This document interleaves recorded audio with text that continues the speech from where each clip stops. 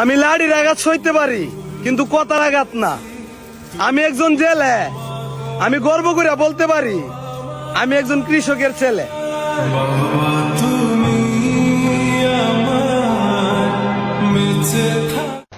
কিছু মানুষের কথা শুনে হাসবেন না, কারণ আল্লাহ তাদেরকে ব্রেন ছাড়াই সৃষ্টি করেছে।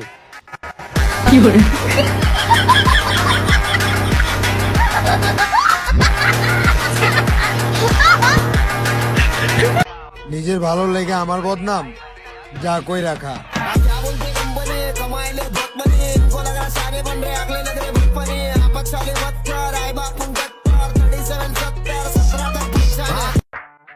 ভদ্রতা যে আমার দুর্বলতা না, এটা প্রমাণ করার জন্য মাঝে মধ্যে আমি একটু অভদ্র হই।